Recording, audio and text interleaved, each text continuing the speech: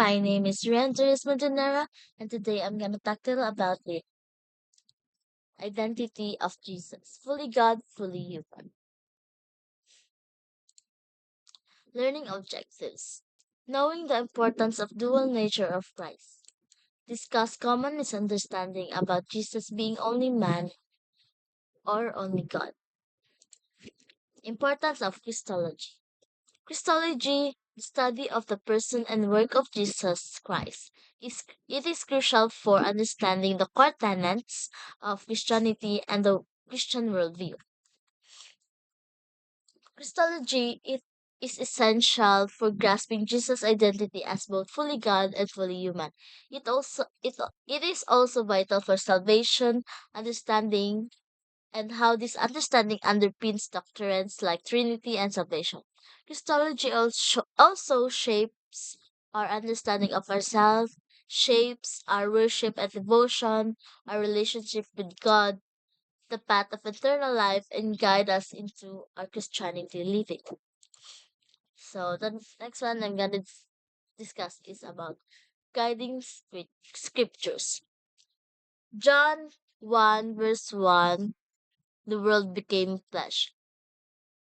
Okay, so John 1 verse 1, in the beginning was the world, and the world was with God, and the Word was God. Mm, John 1 verse 14, the Word became flesh and made his dwelling among us.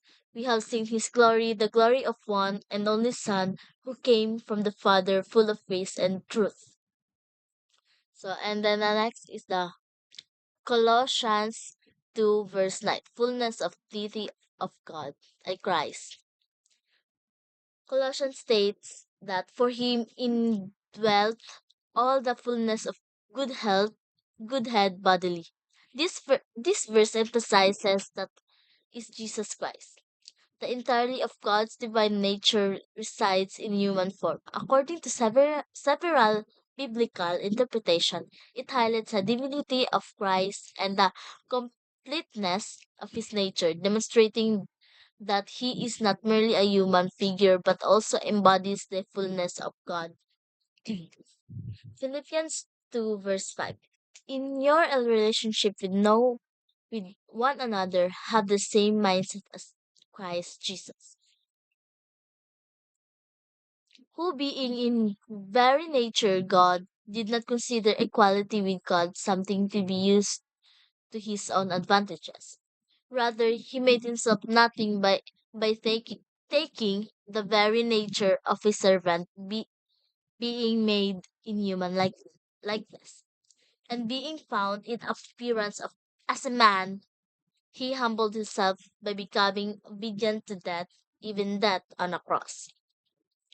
Therefore, God exalted him to the highest place and gave him the name that is above every other name,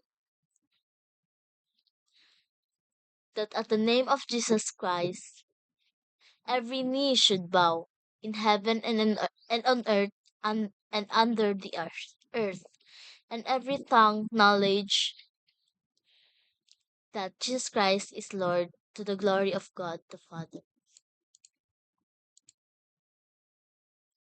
The deity of Christ, evidence. Firstly, he have divine he have divine names. In John 1 verse 1 said, in the beginning was the world, and the word was God, and the word was with God. The word takel here is Jesus himself, because he is in the beginning, even before the word created. Many times the Bible in the Old Testament talk about prophecy of the coming Messiah, and it was fulfilled in the New Testament. Attributes. Omnipotence. Omnipotence means God is powerful. Work. He is creator. He is our creator and our sustainer. According to Colossians 1 verse 6, for by him all things were created, in heaven and on earth, visible and invisible, whether thrones or dominions or ruler or authorities. All things were created through him and for him. This verse emphasizes that Jesus Christ is the creator of all things, both physical and spiritual, and that everything was made for his purpose. And another one, the Hebrew, Hebrews 1 verse 3, describe Jesus as the radiance of God's glory and the exact imprint of his nature, and he uploads the universe by the word of his power. It highlights Jesus' divine nature and role in creation and sustaining the universe. So the worship is Revelation 5, verse 12 to 14. In a loud voice, they were saying, "Worthy is the Lamb who was slain to receive power and wealth and wisdom and strength and honor and glory and praise." Then I heard every great creature in heaven and on earth and under the earth and on the sea and all that is in them saying, "To him who sits on the throne and to the Lamb be praise and honor and glory and power forever and ever." The four living creatures said, "Amen." And the elders fell down and worshipped. Many times in the Bible mentioned about Jesus being worthy of to be praised. He is God that became a man in order for us to be saved. The deity of Christ's theology. Only God can save. According to Isaiah 43 verse 11 states that I am the Lord, and beside me there is no Savior. This verse emphasizes the unique and exclusive role of God and the sole Savior. It highlights that there is no other being, entity, or power that can deliver people from their spiritual bondage or other salvation. Christ is equal with Father. According to Isaiah, according to John 10 verse 30 reads, I says that I am the Father are the one. This verse is declared by Jesus in the Gospel of John, where he claims unity and with God the Father. It's a powerful statement about Jesus' divine nature and his relationship with God. The verse is part of a larger discourse where Jesus is explaining his relationship with his followers and with God, and it directly leads to the Jews attempting to stone him for blasphemy. Jesus and the Father is equal, so Jesus is God. So the next topic will be discussed by Atlay. Good day, everyone. I am Lady Monique Abito Labaya, the next reporter for this group. So let's move forward to our topic about the dual nature of Christ. So the next one will be the humanity of Christ and evidence. So, what are the evidence that Jesus is also a human, that Jesus is also a man? Firstly, we have the birth and growth. So I highly encourage everyone to read their Bible, and it is better for you habang nagapaminaw ani is na Bible na basahon nimo or Bible sa imong cellphone na pwede niyong basahon. So again, let's go back in Luke chapter 2 verse 7 to 52. It talks about the birth of Jesus Christ through the life of Virgin Mary. When the angel of the Lord came to Mary, di ba gianaan siya that he will conceive a boy, and that boy is the Holy One or the Messiah, the coming Messiah. So again, Mary gave birth to Jesus, like us also human, like a normal human being. Parehas nato gipanganak ta sa tuang inahan, nihamtong ta, nidako ta, and Jesus is also experienced that, the birth and growth.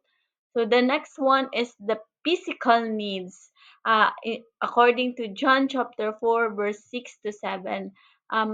If I'm not mistaken, this chapter or these verses talks about that Jesus came to the well, diba? that he met the Samaritan woman. He sat down at the well because he is tired from walking and he is also thirst.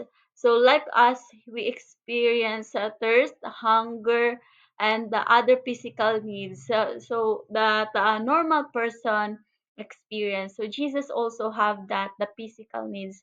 The next one is the emotions. Of course, the shortest Bible verse, uh, John chapter 11, verse 35. Jesus wept. Diba? Jesus wept. So like us, Jesus also experienced some emotions. Diba? When, balik ta sa story aning John chapter 11, diba? Si Lazarus na matay siya. And Jesus wept because sa iyang pagkamatay. Even though he know na kaya niya buhion, but he still wept. Hilak gyapon si Jesus. Sama ra gyapon nato. He cried. So the next one is temptation. Of course, temptation. At let me clear this. That temptation is not a sin. But when you give in to temptation, dira pa lang siya mahimong sala. So Jesus was also tempted. When we read our Bible, naka-indicated to in the book of Gospel, 'di ba, the story of how Jesus was tempted by the devil because he was fasted 40 days and 40 nights and he was hunger, he was thirsty. Then ang devil ni pakita sa iya haglabayan siya og bato, 'di ba? And the devil told him na if you are God, kaya nimong buhaton ang kaning bato na mahimong tinapay. And the only answer of Jesus is that kuan dili lang sa pan mabuhi ang tao. So as like us, he also experienced temptation. So Jesus is experience the normal person experience also because he was flesh and blood here when he was here in the earth when he was saving us. So the humanity of Christ significance. Why it is important? Why it is important na nahimo siyang tao? Firstly, we have the Romans chapter 5 verse 12 to 21. It represents humanity. In Hebrews chapter 2 verse 17, through substitute and atonement, and Hebrews chapter 4 verse 14 to 16, sympathetic high priest. So Jesus became our intercessor, he became our savior, he came into this world to died and after 3 days rose again just to defeat the devil and save us, ransom our all our sins because the flesh that we have, the blood that we have, it is the one who sinned. So Jesus need to became a man in order for us to be saved, in order for us to be ransomed from the curse of Adam and Eve.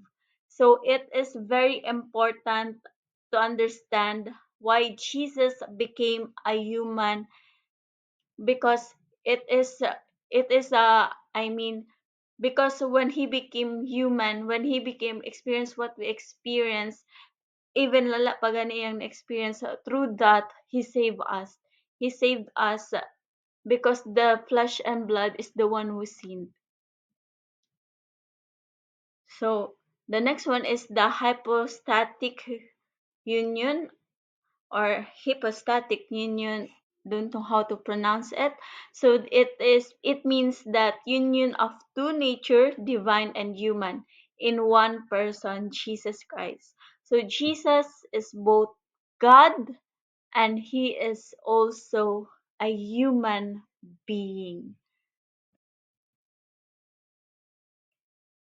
So in the earlier in the Heresies and Docetism and Arianism, they denied that Jesus is human and they also denied the deity of Christ, because many misconception before they think or thought that Jesus is only a prophet, Jesus is only a human and not God, and others also believe that Jesus is only God. So there's a lot of practices about that, but the truth shall stand, diba? Because the truth shall will set us free that Jesus is both God and He is also man. So in the Nicaea 325 AD affirmed a full deity, and Chalcedon defined two nature in one person. So in Erickson's view, Christ gave up independent exercise of divine attributes. So you can read that in Philippians chapter 2 verse 6 to 7. Fully divine while fully assuming humanity, and only God can mediate. So Jesus became the mediator between us and the Father. So kita na human, we are sinner. We are born sinner. Wala gyud perfecto sa atoa. And when Jesus came into the world to save us. He became the mediator between us and God. God is holy. He is we are sinner, and Jesus became both the sacrifices for us. So the question is, did Jesus know everything as a man? Could Jesus have sinned, or how do his divine and human wills work? So let's answer that. Jesus was fully divine, all knowing, but chose to limit his knowledge in his humanity according to Philippians chapter 2 verse 6 to 7. And he grew in wisdom in Luke chapter 2 verse 52, and at times stated he did not know certain things in his human role according to Mark chapter 13 verse 32. So the next one, can Jesus have sinned? Theologically, no. And if we read the Bible, no. He may be in human form, but he didn't sin. Maura gyud na ang kalahian. He may be a man, flesh and blood, but ang kalahian lang yun is wala yun nagpakasala si Jesus. His divine nature is holy and incapable of sin.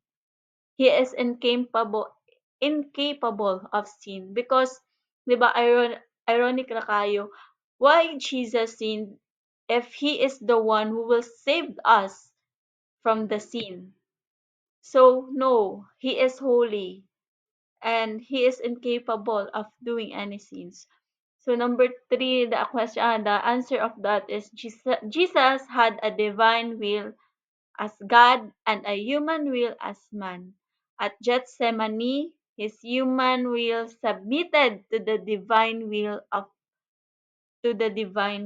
according to Luke chapter 22 verse 42. So before he was crucified, Jesus prayed at the Garden of Gethsemane, asking to the Father that to the point of his anguish and crying, 'di ba, ang iyang singot na himo ng dugo. And Jesus said to him the Lord's Prayer that, Lord, not my will, but yours be done. So his human will submitted to the divine will. So in conclusion, Jesus is fully God and fully man. Union is essential for his mission and Christian faith, yet united. Hallelujah. So Jesus is both God, and Jesus is both God and man. He is God and he is also a man. The one who is holy, the one who saved us from all our depths, the one who ransomed us. He is the God who became human. 'Di ba? Nindot kay itong quote that many human claim that they are God, but there is only God who claim that he is a man.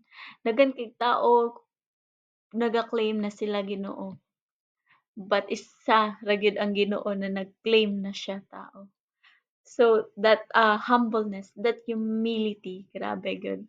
So again, he is holy and he became a man to save us. So let's accept Jesus in our hearts. So the end. Thank you.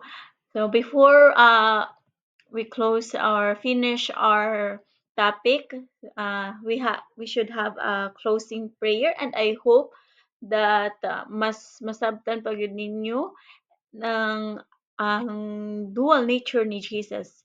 And if medyo maglisod pa mo, you can research on your own. You can seek Him on your own. Read your Bible in your own. It is the motivation to read our Bible to know Him more. Hallelujah. So let's close our eyes and bow down our head as we pray. And let's center our hearts and minds to Jesus. Again, Father God in heaven, in the name of Jesus, we thank you, Ginoo, sa topic na amo ang istoryahan karon, and I hereby declare and decree in your name, Jesus, that the open wisdom, Ginoo, you open the wisdom of each one of us, Ginoo, that you are both man and God, the one who saved us, the one who ransom us.